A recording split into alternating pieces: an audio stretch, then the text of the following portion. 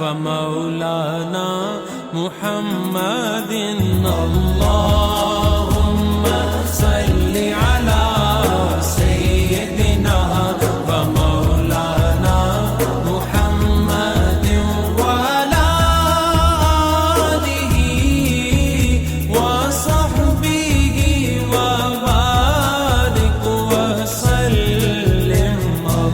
ناظرین حضرات، یہ کتاب ہم نے اپنی طرف سے پوری کوشش کی ہے کہ لفظ بلفظ کشف المحجوب میں جو لکھا ہے اسے آپ کے سامنے پیش کیا جائے، مگر پھر بھی ہم سے کوئی بھول ہوئی ہو تو داتا صاحب سے معافی چاہتے ہیں اور آپ سے درخواست کرتے ہیں کہ جہاں کوئی بات سمجھ میں نہ آ رہی ہو تو اسے آپ کشف المحجوب سے کتاب سے ملا کر صحیح معنی پتہ کر سکتے ہیں تاکہ آپ کو صحیح معلومات مل سکیں. ہم سب کو اللہ اپنے حبیب صلی اللہ علیہ وسلم کا صدقے توفیق دے کہ ہم صحیح علم حاصل کریں اور اس پر چل کر معرفت الہی حاصل کریں. اللہ تعالی ہم سب کا حامی و ناصر اور مدد کرنے والا ہے. بے شک وہی ذات ہے جس نے ہمیں پیدا کیا اور وہی ہمیں اپنی طرف لوٹانے والا ہے. خدائی دعویٰ کرنے والے کے ہاتھ سے از قسم معجزہ ظاہر ہونے کی بحث. اعوذ باللہ من الشیطان الرجیم. بسم اللہ الرحمن الرحیم. اللہم صلی علی سیدنا و مولانا محمد وعلی آل سیدنا و مولانا محمد وبارک وسلم. خدائی دعویٰ کرنے والے کے ہاتھ سے از قسم معجزہ ظاہر ہونے کی بحث. طریقت کے مشائخ اور تمام اہل سنت و جماعت کا اس پر اتفاق ہے کہ کسی کافر کے ہاتھ سے معجزہ و کرامت کے مشابہ کوئی خرق عادت فعل کا ظاہر ہونا جائز ہے، کیونکہ شبہات کے مواقع کو اس فعل کا ظہور رد کر دیتا ہے اور کسی کو اس کے جھوٹے ہونے میں شک نہیں رہتا، اور اس فعل کا ظہور اس کے جھوٹے ہونے پر گواہ بن جاتا ہے. جس طرح کہ فرعون تھا کہ اس نے 400 سال عمر پائی لیکن اس دوران وہ کبھی بیمار تک نہ ہوا. اس کا حال یہ تھا کہ دریا کا پانی اس کی پشت کے عقب میں اونچا ہو جاتا اور جب وہ کھڑا ہوتا تو پانی بھی ٹھہر جاتا اور جب چلنے لگتا تو پانی بھی چلنے لگتا. لیکن ان تمام باتوں کے باوجود بھی کسی عقل مند کو اس کے دعوی خدائی کے جھوٹے ہونے میں شبہ نہ ہوا، کیونکہ عقل مند کا اتفاق ہے کہ اللہ تعالیٰ مجسم و مرکب نہیں ہے. باغ ارم کے مالک شدادو نمرود کے بارے میں بھی اس قسم کی باتیں سنی جاتی ہیں. ان کو بھی اس پر قیاس کرنا چاہیے. اسی کے ہم معنی حضور اکرم صلی اللہ علیہ وسلم نے ہمیں خبر دی ہے کہ آخر زمانہ میں دجال نکلے گا جو خدائی کا دعویٰ کرے گا اور 2 پہاڑ ایک داہنی جانب اور ایک بائیں جانب ساتھ لے کر چلے گا. داہنی جانب کے پہاڑ کو وہ جنت کہے گا اور بائیں جانب کے پہاڑ کو دوزخ. وہ لوگوں کو اپنی طرف بلائے گا، جو اس کی دعوت کو قبول نہ کرے گا وہ اسے سزا دے گا، اور وہ لوگوں کو اپنی گمراہی کے سبب ہلاک کرے گا، پھر انہیں زندہ کرے گا. سارے جہان میں اسی کا حکم چلے گا. اگر وہ اس سے بڑھ کر 100 گنا خرق عادات افعال ظاہر کرے تب بھی کسی عقل مند کو اس کے جھوٹے ہونے میں کوئی شبہ نہ ہوگا. ہر ذی شعور بخوبی جانتا ہے کہ خدا گدھے پر نہیں بیٹھا اور متغیر و متلون نہیں ہوتا. ایسی باتوں کی نمائش کو استدراج کہتے ہیں، اور یہ بھی جائز ہے کہ کسی جھوٹے مدعی نبوت سے خرق عادات فعل صادر ہو جو اس کے جھوٹ پر دلالت کرتا، جیسے صادق نبی سے ظاہر ہوتا ہے اور معجزہ اس کے صدق کی دلیل ہوتا ہے. لیکن یہ جائز نہیں ہے کہ اس سے ایسا فعل سرزد ہو جس سے صاحب عقل کو شبہ پڑ جائے. اگر ہم شبہ کو بھی جائز مان لیں تو پھر کاذب سے صادق کو اور صادق سے کاذب کو نہیں پہچان سکیں گے. اس وقت طالب کو دشوار ہوگا کہ کس کی تصدیق کریں اور کس کی تکذیب. اس طرح حکم ثبوت بالکل باطل ہو جاتا ہے. جائز ہے کہ مدعی ولایت سے از قسم کرامت کوئی فعل ظاہر ہو، کیونکہ وہ دین میں تو درست ہے اگرچہ معاملات طریقت میں بہتر نہیں ہے. وہ ظہور و کرامت سے حضور اکرم صلی اللہ علیہ وسلم کی صداقت کا اثبات اور خود پر فضل حق کو ظاہر کرنا چاہتا ہے. یہ فعل اس کی اپنی قوت و طاقت سے نہیں ہے، اور جو اصل ایمان میں بلا دلیل راست گو ہو وہ اعتقاد کے تمام اصول اور ولایت میں دلیل کے ساتھ راست گو ہوگا، اس لیے کہ اس کے اعتقاد ہر حال میں ولی کے اعتقاد کی صفت میں ہوگا. اگرچہ اس کے اعمال اس کے اپنے اعتقاد کے موافق نہ ہوں۔ اس کے دعوی ولایت پر ولایت کے معاملات نہ کرنے سے کوئی اثر نہیں پڑتا، جس طرح ایمان کا دعویٰ احکام و عمل نہ کرنے سے باطل قرار نہیں پاتا۔ در حقیقت کرامت اور ولایت حق تعالیٰ کی عطا و بخشش سے متعلق ہے، نہ کہ بندے کے قصب و اختیار سے۔ لہٰذا بندے کا قصب و مجاہدہ در حقیقت ہدایت کے لیے علت نہیں ہوتا۔ اس سے قبل بتا چکا ہوں کہ اولیاء معصوم نہیں ہیں، کیونکہ عصمت نبوت کے لیے ہے، لیکن اولیاء آفتوں سے محفوظ ہیں، کیونکہ ان کے وجود سے نفی مقتضا ہو سکتی ہے، اور ولایت کا نفی میں آفت کا وجود ایمان کی نفی کا حکم رکھتی ہے۔ اس میں ارتداد از قسم معصیت نہیں ہے۔ یہ مذہب محمد بن علی حکیم ترمذی کا ہے، اور حضرت جنید، حضرت ابو الحسن نوری اور حضرت محاسبی رحمہ اللہ اور ان کے بکثرت محقق اتباع کا بھی یہی مسلک ہے۔ لیکن اہل معاملات جیسے حضرت سہل بن عبداللہ تستری، ابو سلیمان درانی اور ابو حمدون قصاب وغیرہ رحمہ اللہ کا مشرب ہے کہ ولایت کی شرط ہمیں طاقت پر قائم رہنے کی ہے۔ جب ولی کے دل پر کبیرہ کا گزر ہو جائے تو وہ ولایت سے معزول ہو جاتا ہے۔ میں پہلے ظاہر کر چکا ہوں کہ امت کا اجماع ہے کہ کبیرہ کے ارتکاب سے بندہ ایمان سے خارج نہیں ہوتا، لہٰذا کوئی ولایت دوسری ولایت سے بہتر نہیں ہے۔ اور جب معرفت کی ولایت، جو تمام کرامتوں کی جڑ ہے، معصیت سے ساقط نہیں ہوتی، ناممکن ہوگا کہ جو چیز شرف و کرامت میں اس سے کم درجہ پر ہو وہ معصیت سے زائل ہو جائے۔ مشائخ کے درمیان یہ اختلاف بہت طویل بحث بن چکا ہے۔ ظہور کرامت کی حالت۔ اس سلسلہ میں سب سے اہم بات علم یقین سے اس کا جاننا ہے کہ ولی سے ظہور کرامت کس حالت میں ہوا ہے۔ آیا حالت سہو میں ہوا ہے یا حالت شکر میں؟ غلبہ حال میں ہوا ہے یا محل استقامت میں؟ سہو و شکر کی تفصیل تیفوری مذہب کے ذکر میں آ چکی ہے۔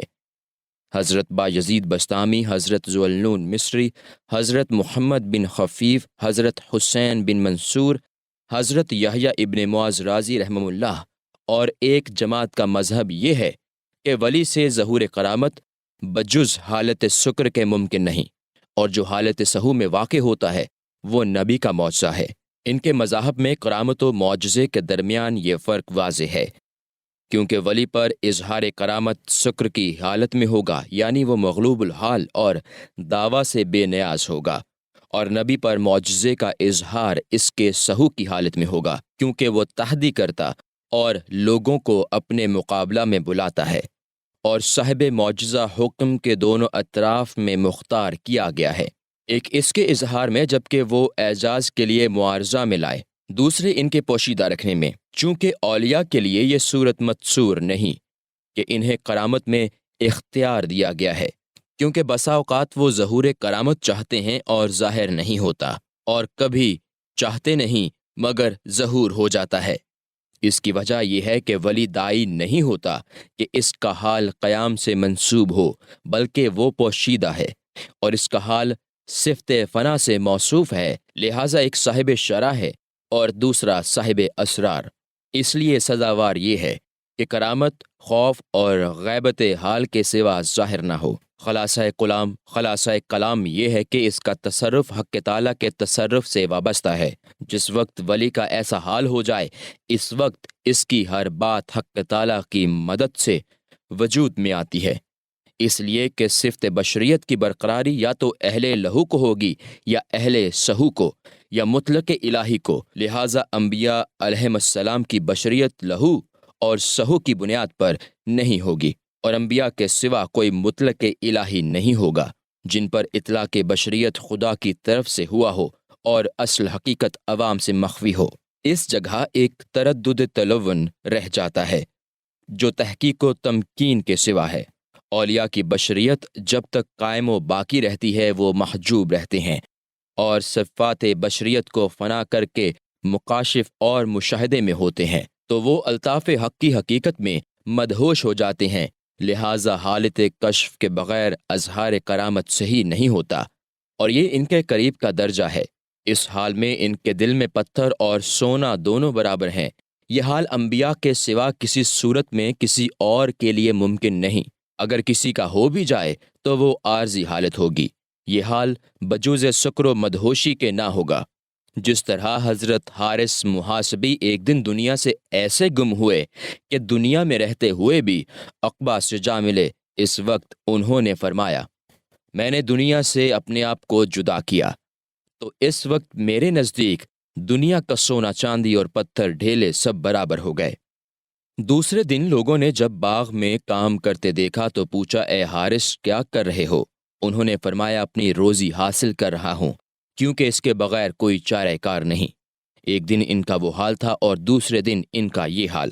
اولیاء کے نزدیک سہو عوام کا درجہ ہے اور ان کے شکر کا مقام انبیاء کا درجہ ہے۔ جب وہ اپنے آپ میں واپس آتے ہیں تو اس وقت وہ خود کو دیگر لوگوں کی مانند ایک فرد جانتے ہیں، اور جب وہ اپنے آپ سے غائب ہو جاتے ہیں تو اس وقت اللہ تعالیٰ کی طرف متوجہ ہوتے ہیں، یہاں تک کہ ان کا شکر انہیں مہذب اور شائستہ بنانے والا ہوتا ہے، اور وہ حق تعالیٰ کے ساتھ شائستہ ہو جاتے ہیں اور سارا جہان مثل سونے کے ہو جاتا ہے۔ حضرت شبلی علیہ الرحمہ فرماتے ہیں کہ جہاں ہم گئے سونا تھا اور جس جگہ پہنچے موتی تھے اور فضا میں چاندی تھی۔ استاد امام ابو القاسم کشیری رحمۃ اللہ علیہ فرماتے ہیں کہ میں نے طبرانی سے ابتدائی حال کی بابت پوچھا تو انہوں نے کہا، ایک دن مجھے ایک پتھر کی ضرورت لاحق ہوئی۔ سرخس کی صحرا سے جو پتھر اٹھاتا تھا وہ ہر و پارس ہوتا تھا۔ اس کی وجہ یہ ہے کہ ان کے نزدیک دونوں برابر تھے، بلکہ یہ اس لیے تھا کہ جو لال ان کے ہاتھ میں آتا تھا وہ ان کی مراد کے مقابلہ میں پتھر سے زیادہ حقیر چیز تھی۔ مجھ سے خواجہ امام خرامی نے سرخس میں فرمایا کہ میں بچہ تھا اور مایا قزر کے لیے شہتوت کے پتوں کی تلاش میں وہاں کے ایک محلہ میں پہنچا اور ایک درخت پر چڑھ کر ایک ٹہنی سے پتے جھاڑنے لگا۔ شیخ ابو الفضل بن حسن رحمۃ اللہ علیہ اس کوچہ سے گزرے، انہوں نے مجھے درخت پر چڑھا ہوا نہ دیکھا۔ مجھے اس میں کوئی شک نہیں وہ اس وقت اپنے آپ سے غائب تھے اور ان کا دل خدا کے ساتھ خوش و خرم تھا۔ حضرت ابو الفضل رحمۃ اللہ علیہ نے اپنا سر اٹھا کر کہا، اے خدا، 1 سال سے زیادہ گزر گیا، تو نے مجھے ایک دمڑی تک نہ دی کہ میں سر کے بال ہی بنوا لیتا۔ دوستوں کے ساتھ ایسا کرتا ہے۔ وہ بیان کرتے ہیں کہ اسی وقت درخت کے تمام پتے، ٹہنیاں اور جڑیں سونے کی ہو گئیں۔ یہ دیکھ کر حضرت ابو الفضل نے کہا، عجیب بات ہے، میری کنارہ کشی پر میرے دل کی کشادگی کے لیے یہ سب بھپتی اور استہزاء ہے۔ میں تجھ سے ایک بات بھی نہیں کہہ سکتا۔ حضرت شبلی علیہ الرحمہ کا واقعہ ہے کہ انہوں نے 4000 اشرفیاں دریائے دجلہ میں پھینک دیں۔ لوگوں نے کہا، یہ کیا کرتے ہو؟ انہوں نے فرمایا، پتھر پانی میں اچھے ہوتے ہیں۔ لوگوں نے کہا، اسے مخلوق خدا میں تقسیم کیوں نہ کر دیا؟ آپ نے فرمایا کہ سبحان اللہ، اپنے دل سے حجاب اٹھا کر مسلمان بھائیوں کے دلوں پر ڈال دو۔ میں خدا کو کیا جواب دوں گا، کیونکہ دین میں اس کی گنجائش کہاں ہے کہ مسلمان بھائیوں کو اپنے سے بدتر سمجھوں۔ یہ سب شکر و مدہوشی کے حالات ہیں، جیسا کہ پہلے بیان کر چکا ہوں۔ اس جگہ مقصود اس بات کرامت ہے۔ حضرت جنید بغدادی، ابو العباس سیاری، ابو بکر واسطی اور صاحب مذہب محمد بن علی حکیم ترمذی رحمہ اللہ کا مذہب یہ ہے کہ کرامت سہو و تمکین یعنی استقامت کی حالت میں بغیر شکر کے ظاہر ہوتی ہے، کیونکہ اولیاء اللہ حق تعالیٰ کی طرف سے مدبران عالم اور برگزیدہ حضرات ہیں۔ اللہ تعالیٰ نے جہان کا حاکم بنا کر دنیا کا حل و عقد و بسط و کشاد ان سے وابستہ کیا ہے، اور انہی کے ارادوں پر جہاں کے لیے احکام منحصر فرمائے ہیں۔ لہٰذا سزاوار یہی ہے کہ ان کی رائے سب سے زیادہ صحیح اور خلق خدا پر ان کا دل سب سے بڑھ کر مہربان ہو، کیونکہ وہ واصل بحق ہیں۔ تلوین و شکر تو ان کا ابتدائی حال ہے۔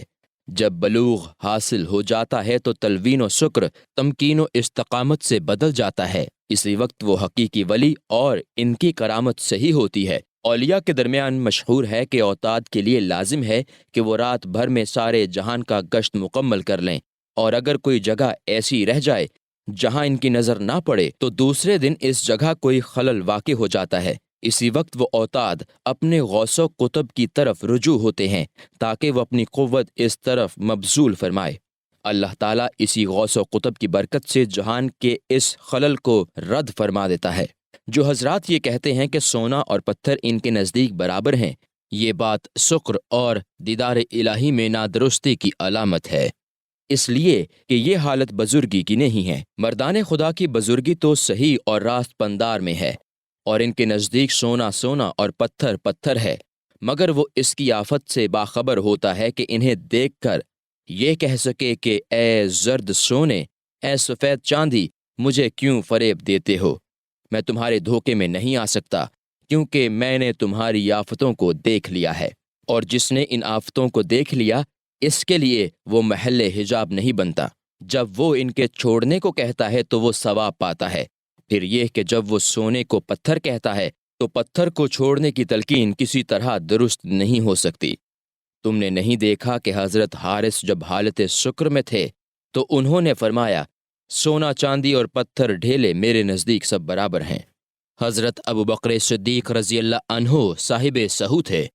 دنیا کے قبضہ کی آفت کو دیکھا اور اس کے جدائی میں اجر و ثواب معلوم ہوا تو مال و زر سے ہاتھ اٹھا لیا، یہاں تک کہ نبی کریم نے ان سے فرمایا، اے صدیق، گھر والوں کے لیے کیا چھوڑا؟ عرض کیا، اللہ اور اس کا رسول صلی اللہ علیہ وسلم۔ واقعہ: حضرت ابوبکر وراق رحمۃ اللہ علیہ بیان فرماتے ہیں کہ ایک دن حکیم ترمذی رحمۃ اللہ علیہ نے مجھ سے فرمایا، اے ابوبکر، آج میں تمہیں اپنے ساتھ لے کر جاؤں گا۔ میں نے عرض کیا، شیخ کا حکم سر آنکھوں پر۔ میں ان کے ساتھ چل دیا۔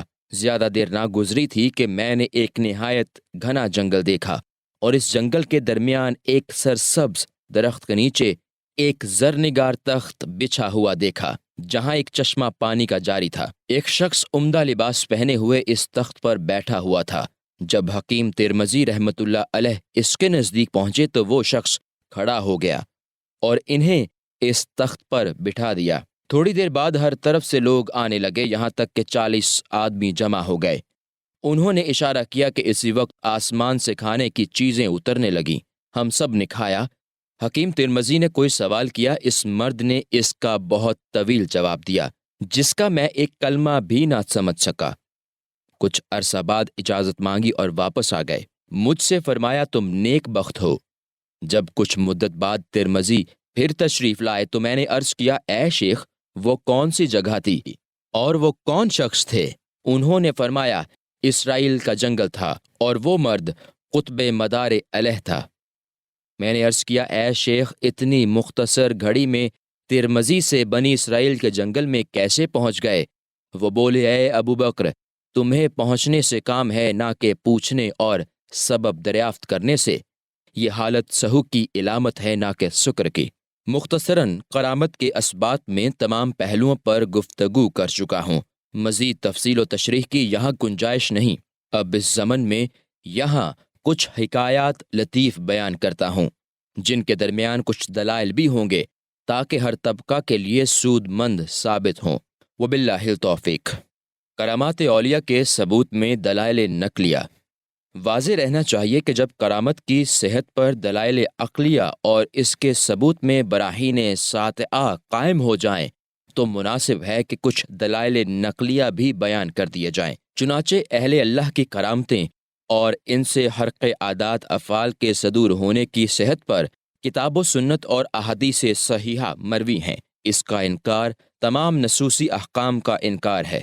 اللہ تعالیٰ نے ہمیں قرآن میں خبر دی ہے کہ وَظَلَمْنَا عَلَيْكُمُ الْغَمَامَ وَأَنزَلْنَا عَلَيْكُمُ الْمَنَّ وَالسَّلْوَىٰ۔ البقرہ آیت 57۔ اور ہم نے تم پر بادلوں کا سایہ کیا اور ہم نے من و سلوہ اتارا جو ہر رات تازہ اترتا تھا۔ اگر کوئی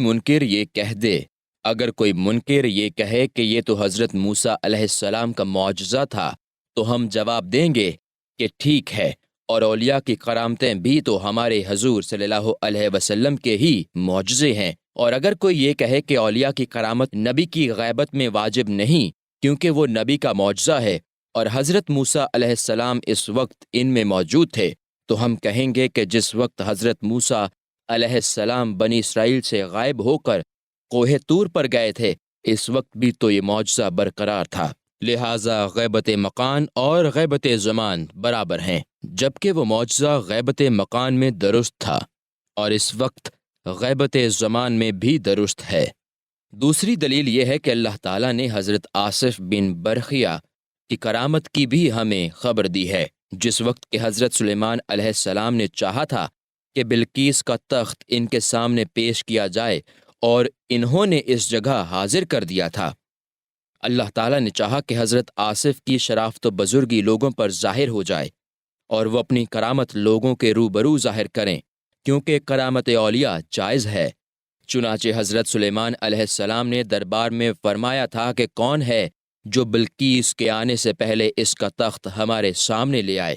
اللہ نے ہمیں اس طرح خبر دی ہے کہ قال افریت من الجن انا آتیک بہ قبل ان تقوم من مقامک، النمل آیت 39۔ جنات میں سے ایک دیو نے کہا میں آپ کی مجلس برخاست ہونے سے پہلے لے آؤں گا۔ حضرت سلیمان علیہ السلام نے فرمایا اس سے جلدی درکار ہے۔ حضرت آصف بن برخیہ نے عرض کیا انا آتیک بہ قبل ان یرتد الیک طرفک فلما رآہ مستقرا، النمل آیت 40۔ میں اسے آپ کے پلک جھپکنے سے پہلے لے آؤں گا، پھر جب نظر اٹھائی تو وہ تخت موجود تھا۔ حضرت سلیمان علیہ السلام نے حضرت آصف کی اس تعمیل پر نہ حیرت کا اظہار فرمایا، نہ انکار کیا اور نہ اسے محال جانا، حالانکہ یہ کسی حال میں معجزہ نہ تھا، کیونکہ حضرت آصف نبی نہ تھے۔ لا محالہ یہی کہا جائے گا کہ یہ کرامت تھی۔ اگر معجزہ ہوتا تو اس کا ظہور حضرت سلیمان علیہ السلام کے ہاتھ سے ہونا چاہیے تھا۔ تیسری دلیل پر سب کا اتفاق ہے کہ حضرت مریم سلام اللہ علیہما نبی نہ تھیں۔ اللہ تعالیٰ نے ان کے حال کی صریح طور پر یہ خبر دی کہ وَحُزِّيَ إِلَيْكَ بِجِذْعِ النَّخْلَةِ تُسَاقِطُ عَلَيْكِ رُطَبًا جَنِيًّا، مریم آیت 25۔ اے مریم، کھجور کی درخت کی ٹہنی اپنی طرف ہلاؤ، وہ تم پر تر و تازہ کھجوریں گرائے گا۔ اور یہ کہ اللہ تعالیٰ نے انہی کے قصہ میں ہمیں خبر دی کہ جب زکریا علیہ السلام ان کے پاس تشریف لائے تو ان کے پاس گرمی کے موسم میں سردی کے میوے اور سردی کے موسم میں گرمی کے میوے موجود پاتے۔ چنانچہ حضرت زکریا علیہ السلام نے ان سے پوچھا انا لقی ھذا قالت ہوا من عند اللہ، العمران آیت 37۔ تمہارے پاس یہ میوے کہاں سے آئے؟ تو مریم نے کہا یہ اللہ تعالیٰ نے بھیجے ہیں۔ چوتھی دلیل یہ ہے کہ اللہ تعالیٰ نے اصحاب کہف کے حالات میں ان کے کتے کا ان سے کلام کرنے اور غار میں دائیں بائیں پہلو بدلتے رہنے کی خبر دی ہے۔ وَنُقَلِّبُهُمْ ذَاتَ الْيَمِينِ وَذَاتَ الشِّمَالِ وَقَلُّبُهُمْ بَاسِطٌ ذِرَائِهِ، الکہف آیت 18۔ ہم انہیں دائیں اور بائیں پہلو بدلتے رہتے ہیں اور ان کا کتا دونوں بازو پھیلائے بیٹھا رہتا ہے، الکہف 18۔ مذکورہ تمام افعال خرق عادات سے تعلق رکھتے ہیں اور ظاہر ہے کہ معجزے نہیں ہیں، لا محالہ انہیں کرامت ہی کہنا چاہیے، خواہ وہ کرامتیں قبولیت دعا کے معنی میں ہوں جو تکلیف کے زمانہ میں امور موہوم کے حاصل ہونے کے لیے ہوں، خواہ طویل مسافت مختصر وقت میں طے کرنا ہو، خواہ طعام کا ظاہر ہونا غیر متوقع جگہ سے ہوا ہو، خواہ لوگوں کے ذہنوں میں شرافت و بزرگی جسمانی مقصود ہو یا کسی اور سلسلہ میں ہو۔ احادیث سے کرامت کا ثبوت۔ نمبر 1، احادیث صحیحہ میں حدیث غار مشہور و معروف ہے، جس کی تفصیل یہ ہے کہ ایک روز صحابہ اکرام رضی اللہ عنہم نے حضور اکرم صلی اللہ علیہ وسلم سے عرض کیا یا رسول اللہ، گزشتہ امتوں کے احوال میں سے کوئی عجیب چیز بیان فرمائیے۔ حضور صلی اللہ علیہ وسلم نے فرمایا گزشتہ زمانوں میں 3 شخص کہیں جا رہے تھے، جب رات کا وقت آیا تو ایک غار میں چلے گئے، وہاں سو گئے۔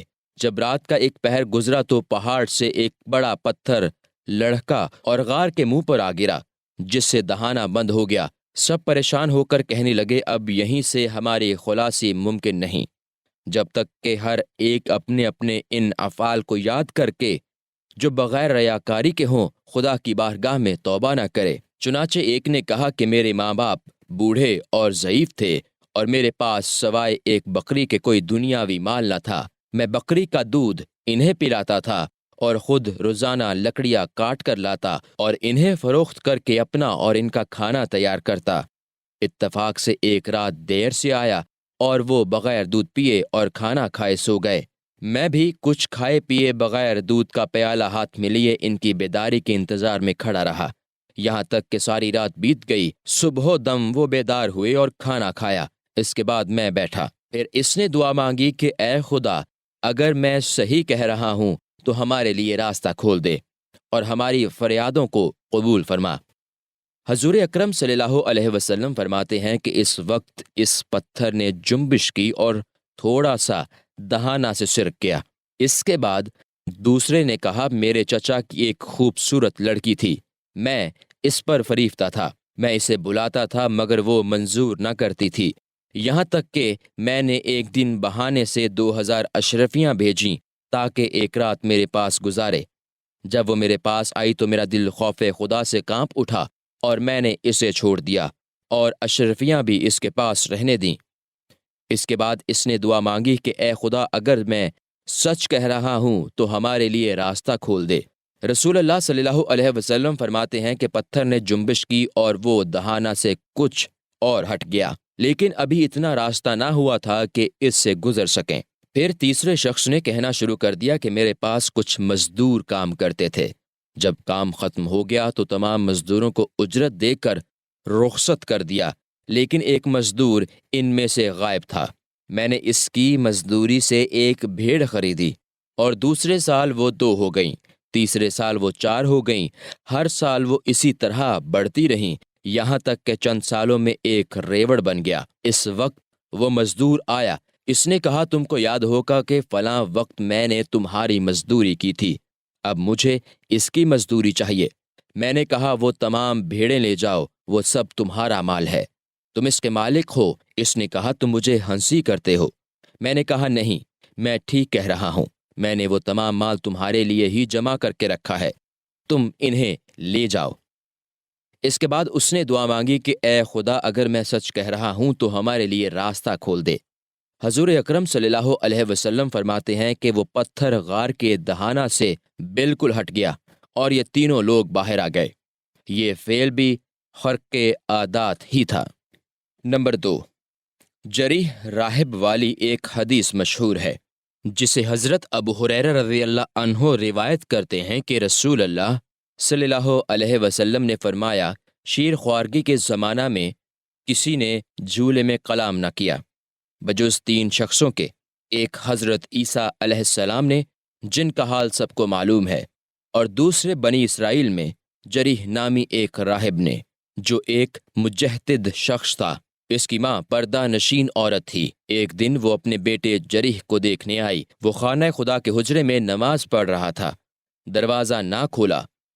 دوسرے اور تیسرے دن بھی ایسا ہی ہوا۔ اس کی ماں نے دل برداشتہ ہو کر بددعا دی کہ اے خدا، میرے بیٹے کو میرے حق میں نکال کر رسوا کر دے۔ اسی دوران ایک فاحشہ عورت نے ایک گروہ کی خوشنودی اور خوشامد کی خاطر وعدہ کیا کہ میں جریح کو بے راہ کر دوں گی، چنانچہ وہ اس کے حجرے میں گھس آئی، لیکن جریح نے اس کی طرف التفات تک نہ کیا۔ واپسی پر اسی عورت نے راستہ میں ایک چرواہے کے پاس رات گزاری اور وہ اس سے حاملہ ہو گئی۔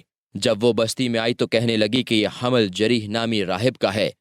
جب اس عورت نے بچہ جنا تو لوگوں نے جریح کے حجرے میں گھس کر اسے پکڑ لیا اور بادشاہ کے سامنے لے گئے۔ جریح نے نوزائیدہ بچے کی طرف متوجہ ہو کر کہا، اے بچے، بتا تیرا باپ کون ہے؟ بچے نے جواب دیا، اے جریح، میری ماں نے تم پر الزام و بہتان باندھا ہے، میرا باپ فلاں چرواہا ہے۔ شیر خوارگی میں کلام کرنے والا تیسرا بچہ اس عورت کا ہے جو اپنے گھر کے دروازے پر بند سنور کر بیٹھی تھی۔ ایک حسین و جمیل آدمی عورت کے سامنے سے گزرا۔ اس عورت نے دعا مانگی کہ اے خدا، میرے بچے کو اس سوار کی مانند بنا دے۔ اس شیر خوار بچے نے کہا، اے خدا، مجھے ایسا نہ کرنا۔ کچھ دیر بعد ایک بدنام عورت گزری۔ بچے کی ماں نے کہا، اے خدا، میرے بچے کو اس جیسا نہ بنانا۔ اسی وقت بچہ نے کہا، اے خدا، مجھے اس عورت جیسا کر دے۔ بچے کی ماں نے متعجب ہو کر پوچھا، ایسا کیوں کہتا ہے؟ بچے نے جواب دیا، وہ سوار متکبر اور ظالم ہے اور یہ عورت اصلاح پسند ہے، لیکن لوگ اسے برا کہتے ہیں حالانکہ وہ اسے پہچانتے نہیں۔ میں نہیں چاہتا کہ میں ظالموں اور متکبروں میں سے ہوں، میں چاہتا ہوں کہ اصلاح کرنے والا بنوں۔ نمبر 3، ایک اور حدیث امیر المومنین حضرت عمر بن الخطاب رضی اللہ عنہ کی باندی زائدہ کی مشہور ہے۔ ایک دن زائدہ حضور اکرم صلی اللہ علیہ وسلم کی بارگاہ میں آئی۔ اس نے سلام عرض کیا تو حضور صلی اللہ علیہ وسلم نے فرمایا، زائدہ اتنے دنوں کے بعد کیوں آئی ہے؟ حالانکہ تو فرما بردار ہے اور میں تجھے پسند بھی کرتا ہوں۔ اس نے عرض کیا، یا رسول اللہ، میں ایک عجیب بات عرض کرنے کے لیے حاضر ہوئی ہوں۔ فرمایا، وہ کیا بات ہے؟ اس نے کہا، صبح کے وقت میں لکڑیاں تلاش کرنے نکلی اور ایک گٹھڑ باندھ کر پتھر پر رکھا تاکہ اسے میں اٹھا کر سر پر رکھوں۔ اتنے میں ایک سوار کو آسمان سے زمین پر اترتے دیکھا۔ اس نے مجھے پہلے سلام کیا اور پھر کہا کہ حضور اکرم صلی اللہ علیہ وسلم سے میرا سلام عرض کرنا اور کہنا کہ خازن جنت رضوان نے سلام پیش کیا ہے اور آپ کو بشارت دی ہے کہ جنت کو آپ کی کرامت کے لیے 3 حصوں میں تقسیم کیا گیا ہے۔ ایک حصہ تو ان لوگوں کے لیے ہے جو بے حساب جنت میں داخل ہوں گے، اور ایک حصہ ان لوگوں کے لیے ہے جن پر حساب آسان ہوگا، اور ایک حصہ ان لوگوں کے لیے ہے جو آپ کی سفارش اور آپ کے وسیلہ سے بخشے جائیں گے۔ یہ کہہ کر وہ سوار آسمان پر چڑھنے لگا۔ پھر زمین و آسمان کے درمیان میری طرف رخ کر کے اس نے دیکھا میں لکڑی کا گٹھا سر پر اٹھا کر رکھنا چاہتی تھی، لیکن وہ مجھ سے اٹھایا نہیں جا رہا تھا۔ اس سوار نے کہا، اے زائدہ، اسے پتھر پر ہی رہنے دو۔ پھر پتھر سے کہا کہ اے پتھر، اس گٹھڑ کو زائدہ کے ساتھ حضرت عمر رضی اللہ عنہ کے مکان تک پہنچا دے۔ اس پتھر نے ایسا ہی کیا اور وہ پتھر گھر تک پہنچا گیا۔ نبی اکرم صلی اللہ علیہ وسلم اٹھے اور اپنے صحابہ کے ساتھ حضرت عمر رضی اللہ عنہ کے گھر تشریف لائے اور پتھر کے آنے اور جانے کا نشان ملاحظہ فرمایا۔ پھر حضور صلی اللہ علیہ وسلم نے فرمایا، الحمدللہ، خدا نے مجھے دنیا سے اس حال میں رخصت فرمایا ہے کہ رضوان کے ذریعہ میری امت کی بشارت مرحمت فرمائی، اور میری امت میں سے ایک عورت جس کا نام زائدہ ہے، اسے مریم سلام اللہ علیہما کے درجہ پر فائز کیا ہے۔ نمبر 4، مشہور واقعہ ہے کہ حضور اکرم صلی اللہ علیہ وسلم نے حضرت علا بن حضری رضی اللہ عنہ کی سرکردگی میں ایک لشکر روانہ فرمایا۔ سفر کے دوران ایک نہر پڑی، لشکریوں نے اس میں قدم ڈال دیے، سب گزر گئے اور کسی کا پاؤں تک نہ بھیگا۔